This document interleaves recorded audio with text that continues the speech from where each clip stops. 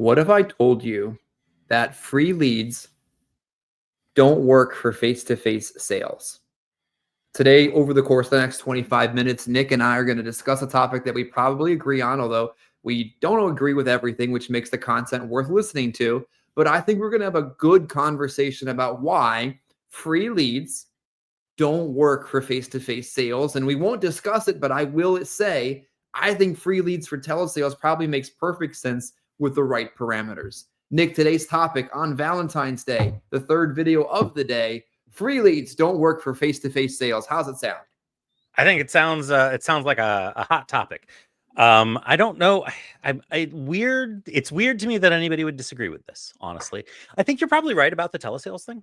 I think you're probably right about the telesales thing. I think if it's set up correctly with the right people and the right parameters, I think telesales maybe even makes more sense on a free lead program. Maybe just because it's so difficult for the independent agent to get over the capital investment needed to be able to get into the non-free lead space on telesales and actually producing the volume that you need to on the final expense side or on the Medicare side, either one, because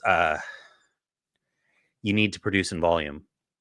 And that's really the thing, right? And this is why free leads are the most expensive leads you'll ever get if you're working face-to-face. It's breathtakingly expensive leads. They sound good because you're like, oh, hey, I got nothing but time. I'm gonna just go out and grind it out and make a bunch of sales, and I don't have to put up any money up front. But here's the thing: leads are cheap. Really, really good, high quality, really fantastic, sounds expensive leads are cheap. If you are spending $1,000 a week on leads, you are getting by with really, really, really low overhead. And you should be walking away with $5,000 from that $1,000 lead spend every single week at a minimum if you're bad at this job in final expense. If you're bad at it. I was debating a topic before we got on this afternoon, and one of the ones I was going to ask you about, which kind of parlays perfectly into what you just said, is could you really go a whole week working and not write business? And I absolutely empirically think that's impossible, but that's part of the problem. Like, sure, a free lead program works if the people work. Sure, a free lead purchasing your leads is a profitable venture, probably up to $60, $70, $80 a lead if the person works. But the problem in this industry is most people don't work. And listen, you deal with agents in volume a lot more than I do. And the agents that I deal with all have a lead system and have a history of being successful before they're working with me. So my perspective on whether or not people work is maybe a little skewed. But if you go out and you have, let's say 20 leads, let's just say you're only getting 20 leads a week, direct mail leads, expensive direct mail leads, exclusive expensive direct mail leads, they're costing you $45 per lead, and you get 20 of them every single week, right? $45 a lead is, I think, on the expensive side for a direct mail lead. Am I wrong about that? Am I like living in a fantasy world? You get in North Carolina and you just can't nobody even bothers anymore. You're going digital, you're not doing it. You get into places like Georgia, even Facebook leads are a challenge. Arizona, there are places that are just bad marketing states, but okay, let's say retail cost $40. Okay, so $40 a lead, right? So $40 a lead, and you're spending $800 a week. 20 leads in your hand every single week, right?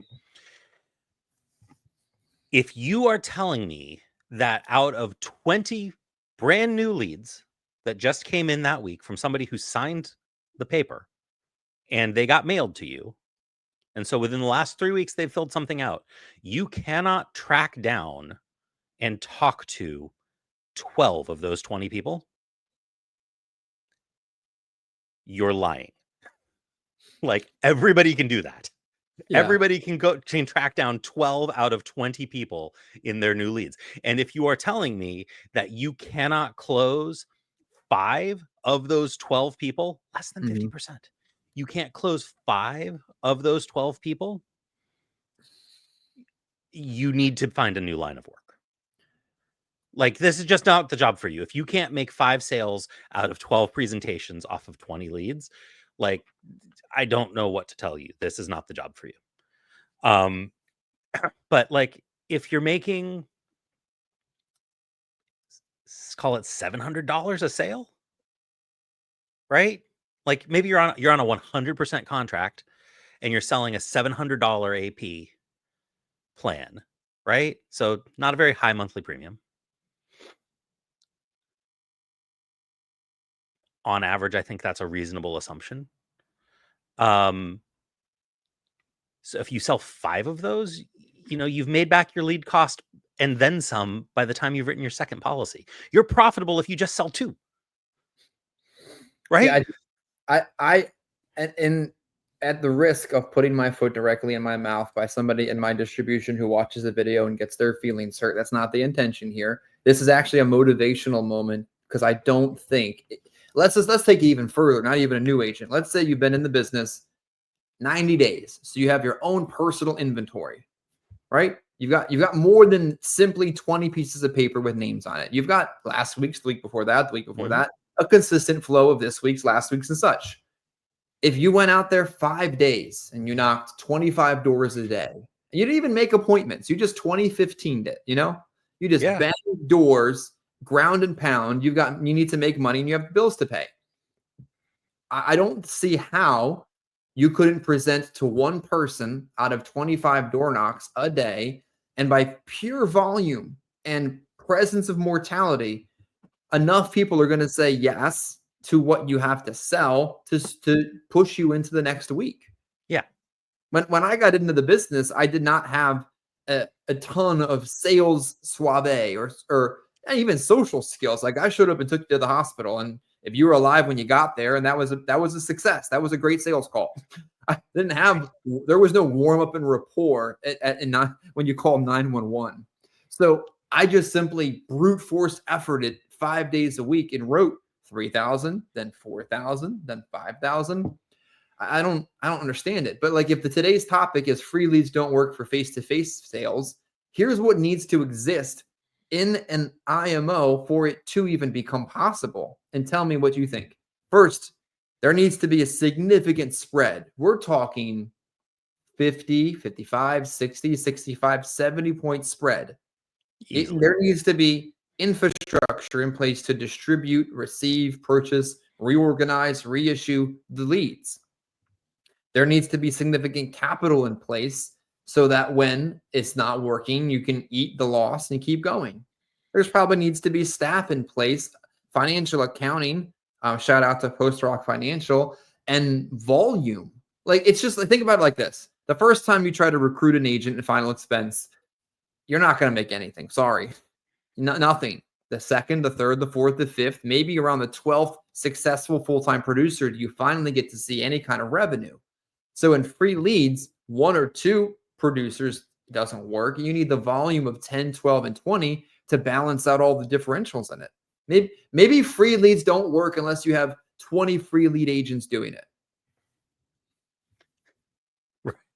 Right. Well, it's got to work in volume for everybody, right? Because Yeah. the overhead for the agency is extremely high. But like, here's why it doesn't work for the agent, right? Like, street level is, let's call it 100%, just like make math easy, right? Mm-hmm. Average premium is actually higher than $58 a month, but let's say it's $58 a month because that's $700. That puts you at $3,500 of income that you are generating to yourself a week, right? And you're spending $800 a week, right? Mm-hmm. So you're bringing home, after expenses, let's say you spend $100 a week on gas, $200 a week on gas. You're really driving. $2,500 a week, right? $2,500 a week is a good living by almost anybody's standard, right? Yeah. If you're on a free lead program, like you said, there's got to be the spread there. So you're on a 50% contract, you're on a 40% contract, 60% contract. Like, I don't know. Most people who are on free lead programs who are working face to face, I think, are on like 50% contracts. But I don't know. You might know better than I do. It Would you takes say that that's fair?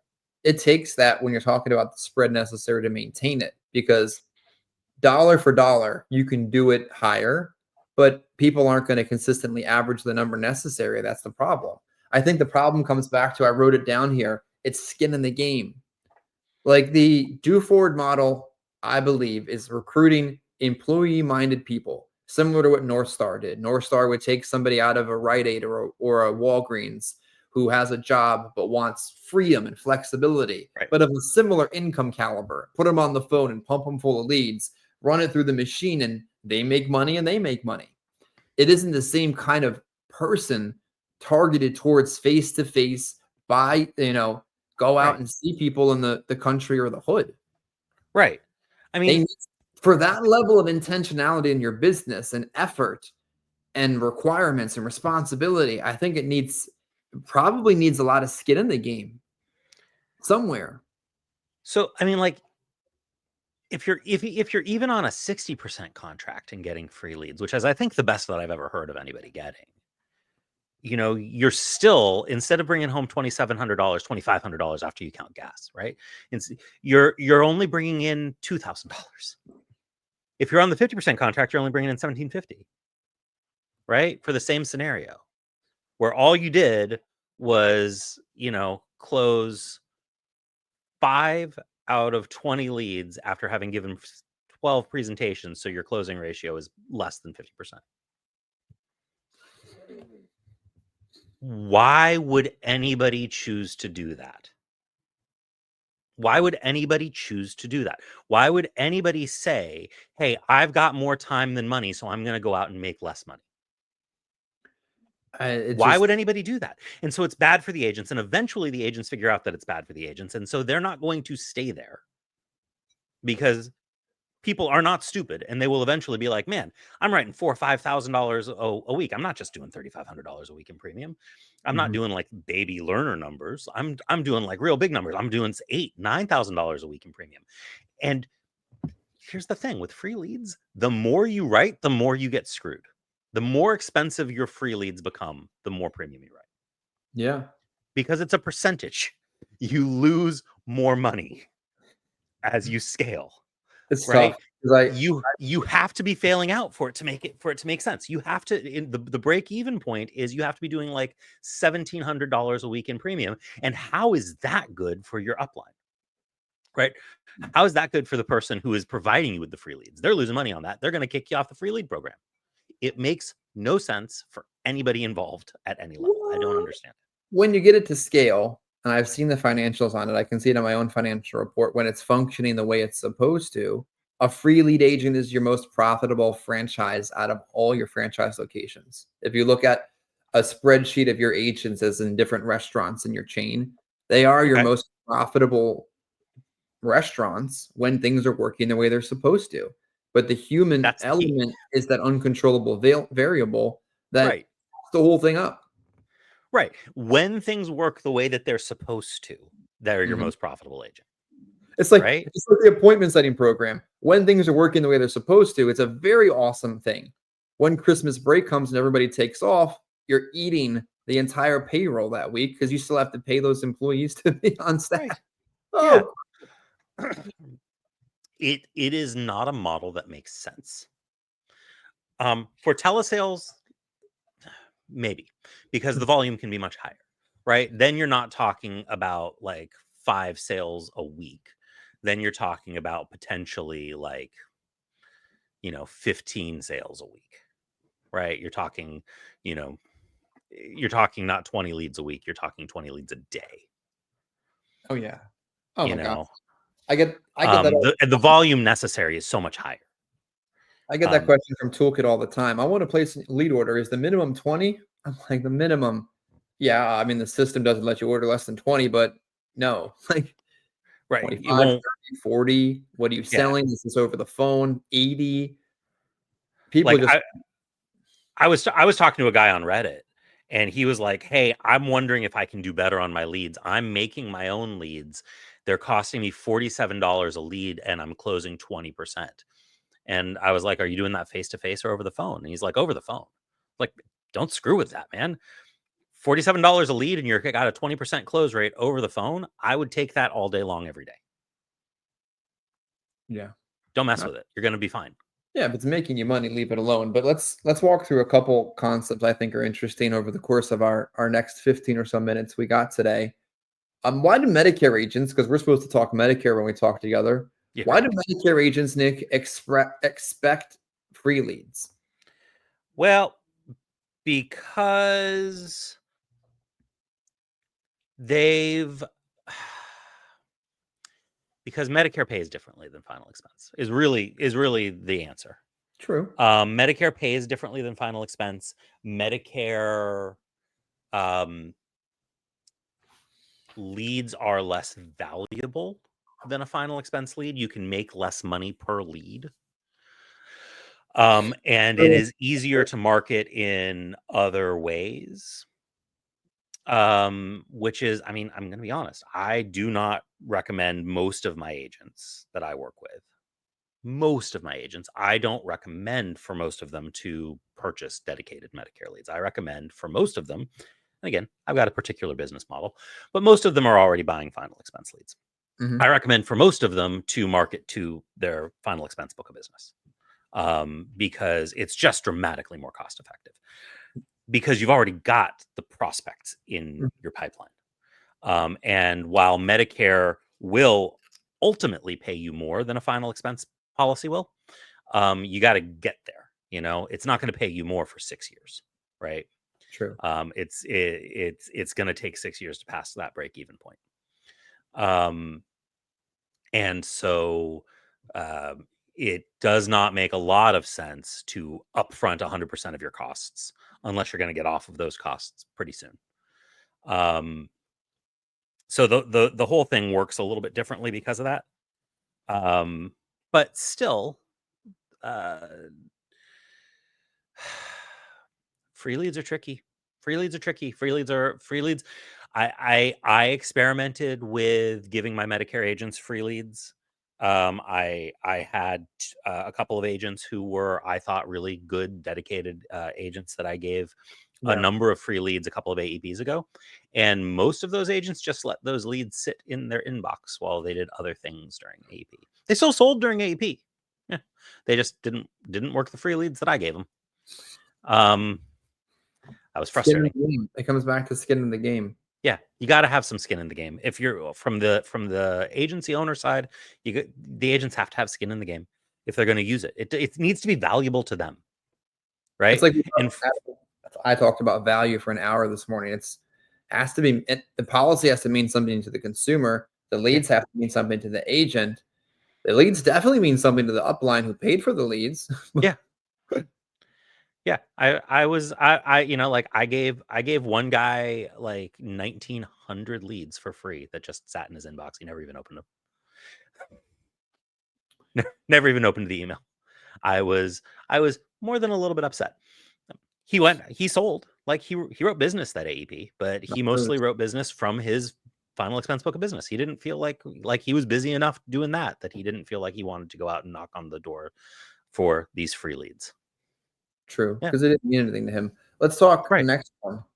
When should an agent, both Medicare or final expense, do their own leads, either digital or direct mail? If you know how. I would not spend a lot of time or a lot of money if you do not have a lot of money, um, to figure out how.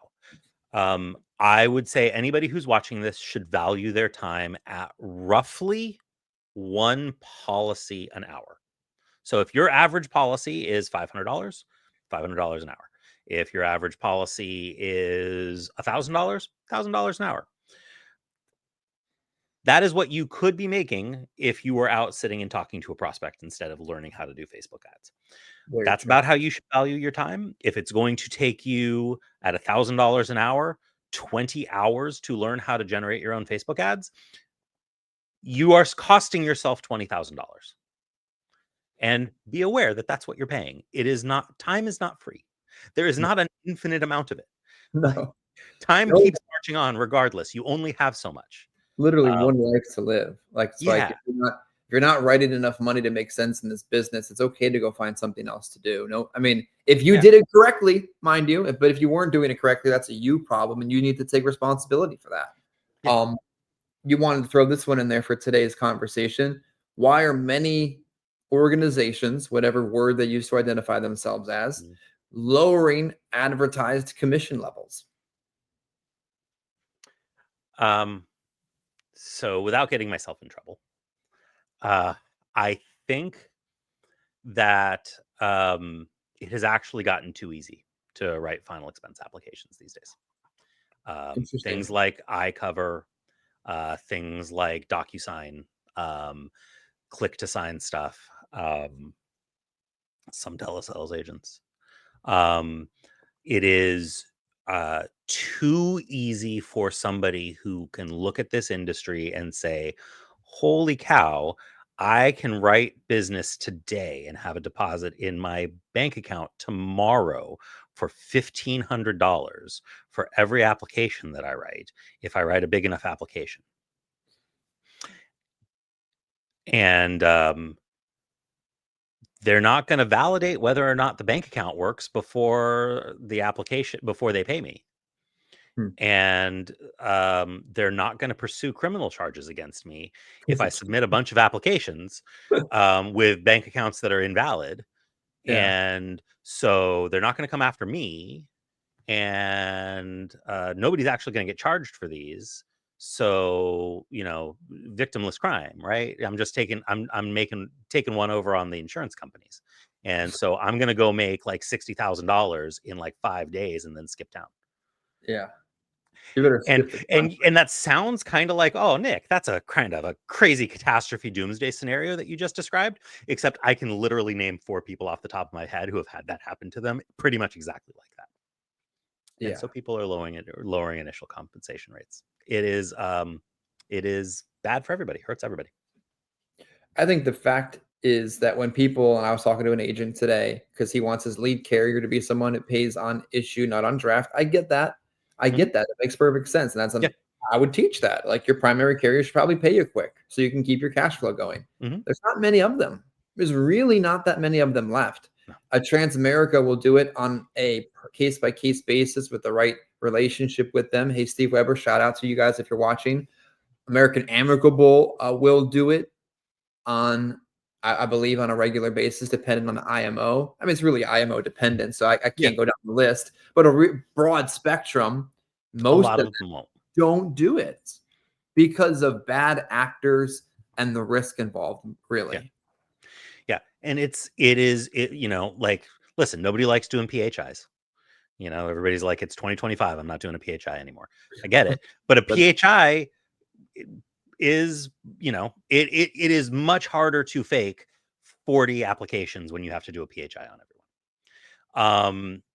You know, uh, Nobody wants to have to get physical signatures because it's a pain in the ass to make people sign on the screen. You can't do it over the phone. Email signature sucks. Um, Security question signature isn't really all that secure. that So was like, God, that was true. I'm sorry, but whoever thought that was a good one, but you knew right, that was gonna work. Come on, right, who like thought so it was gonna so work? right. So it is just too easy to submit applications that are fraudulent. And listen, I would never do that. I'm actually making a career out of this. I have quite a lot of skin in the game at this point.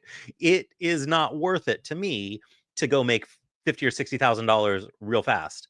But there are a lot of people who are coming into this with no money and are like, I can make $60,000 by like Friday. Let's do it. I'm getting to the point, and I think this is actually a normal thing to do. Tell me what you think. My onboarding process is very simple. Like step one, contracting. Can you complete the contracting as a grown adult expecting to open a small business? If Right. you can't complete the contracting, you don't advance to step two. Step Yeah. two, signing up for things like insurance toolkits so you can functionally operate a quoting tool. Step three, sign up for a lead program anywhere between 275 a week to 800, whatever really fits the situation. complete a meet and greet where we review basic presentation skills, where you show me that you can get on camera and you are a real human, and then go out and sell insurance. I think that's reasonable.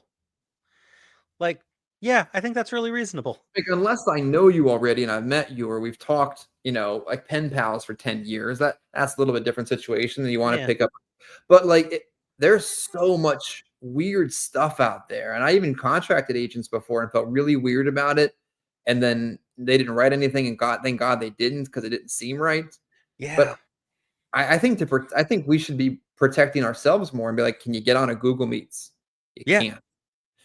Why? That's I not know. that's listen, I talked to an agent the other day who was looking to get on board with me, and we had a Zoom call set up, and he didn't turn his camera on. And so at one point I was like, "Hey, can you turn your camera on so I can see you?" Um and he was like, "Oh, my camera doesn't work." And I'm like, "Well, Word? yeah, I heard that one on Catfish before. Like, what? right. Like I don't know. Like, you've got a cell phone, right? Right? Like Zoom works on cell phones." um so Oh, this is just that was a very weird thing for me. And so I think yeah, I think you have to be able to do the basics. You have to meet somebody face to face. You have to be able to look them in the eye. yeah. um Like, you have to be able to demonstrate basic technology proficiency too. Like, if yeah, somebody is not capable of getting on a Google Meets link, then the process of selling insurance and running a functional franchise is not going to yeah, work. It's just not. Like, you don't, yeah, yeah, so, and I understand, like, some people are technology deficient. Speaking Go High Level to me is still like speaking Chinese, and I'm sure, slowly figuring it out.